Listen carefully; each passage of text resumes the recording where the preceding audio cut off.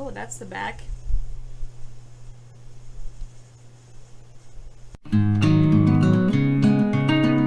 Hey everybody, it is Tressa, and this is the final update for the Bloodlines read-along that I'm doing with TEMECKA'S.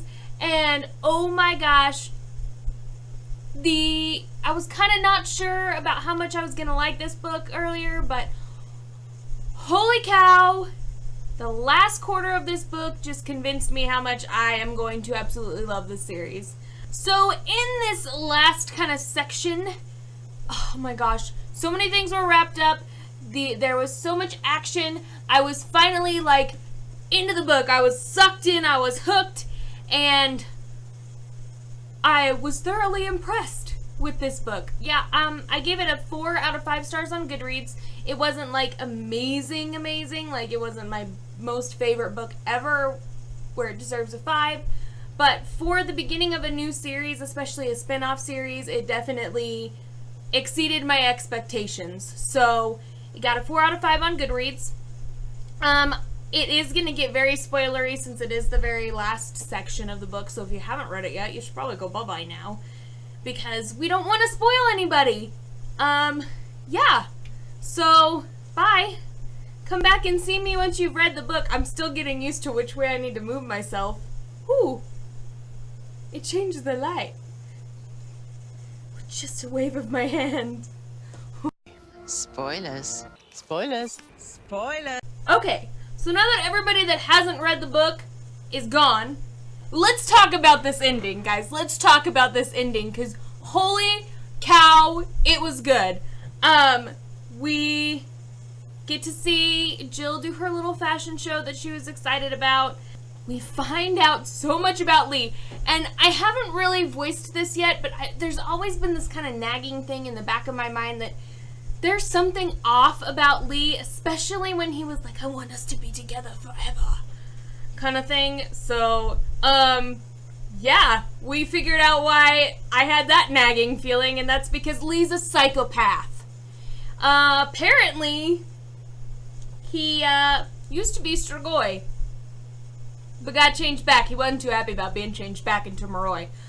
But before I get into that, last time I proposed the theory that Keith was very involved, that he was involved with all of the killings to get the blood to the tattooists. I was half right. Keith did have a stash of blood and saliva and everything that he was administering to these tattooists, but he was getting them from Clarence. He freaking like almost killed Clarence, which I hate Keith anyways, but that just made me like hate him even more. And then we find out how he lost his eye, which thank you, Abe, for taking care of that one, but he was an even bigger douche because he raped Sydney's sister. And so the reason Sydney owes Abe something is she goes, I want you to fake a Strigoi attack and like, you know, get rid of Keith or one of his eyes, you know. So go Sydney for being ballsy on that. So Keith was even a bigger douchebag than I thought he was going to be. So excuse my language there, but I just hate Keith. I absolutely hate him, and this just made me hate him even more. Yeah, so I was half right in my theory. The half that I was wrong with was the whole, that he was in league with whoever was killing all the vampires. No, that was Lee's attempt to turn himself back into a Strigoi, which we find out once you've been turned from Strigoi to Moroi again, or Dhampir again, you can't go back to a Strigoi. You can no longer be turned into a Strigoi, which is fantastic, because now maybe we can find some sort of vaccine or something to keep people from becoming Strigoi. But Lee was killing all of these people. Sydney figures it out once she's kind of messed with the mean girl and gotten the yearbooks, and she's speaking with Lee, and she looks at the yearbook and she goes, wait a second, you don't have a twin brother that's, you know, younger than you. So yeah, Lee turned out to be a really big douchebag, and he ended up calling Strigoi, which has brought us to our climax. Yeah, we finally had some sort of, like, action. Finally. And it was fantastic, because here are Adrian and Sydney, the two people that are, like, least equipped to deal with Strigoi, and they are faced with Lee, who wants to be Strigoi, and who has decided, well, you know, Sid's not changing me back, Adrian's not changing me back, the other so many people that I killed haven't changed me back into a Strigoi, so maybe the only way I can turn back is to have a Strigoi turn me. So he calls some of his Strigoi friends. They come, they kill him, because they're trying to turn him Strigoi, and they try to kill Sydney and Adrian, and finally we get Sydney fights back. She, like, wails on Lee before he dies, and I want to see more fight in her. And I think it's because I'm used to so much fight from Rose, because Rose isn't gonna let someone just kind of push her around and kick her around, and Sydney's the complete and total opposite when it comes to that. So there are these two Strigoi there, right? And it takes Eddie forever to get there, but he ends up saving them. Jill plays a little bit of a part with her water and distracts the Strigoi so Eddie can kill them. But where was I going?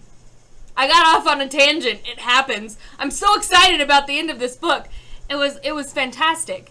So Sydney fought back against Lee. She also did fight back against the Strigoi. She has this little charm that her teacher made her make, and it ended up actually working and starting a fire in one of theStrigoi's hair, which created a diversion and saved all their lives and blah blah blah. And Sydney hates magic, but for some reason now it is becoming apparent that she has some sort of an inherent magical ability, and she hates magic. Like, it goes against everything she stands for. She hates magic, she hates vampires, she doesn't want to have to, she does her job where she has to deal with that, but she doesn't want to deal with it any more than she actually has to. And it's very apparent that she's against magic because, one, she hates it when Jill does it. Two, she has, like, she's bleeding from the arm from a knife cut. She's got probably a head wound, possible concussion. And Adrian's over here like, here, let me heal you. And she's like, no. No magic. No, I will heal by myself. So, pretty excited about the ending of this book.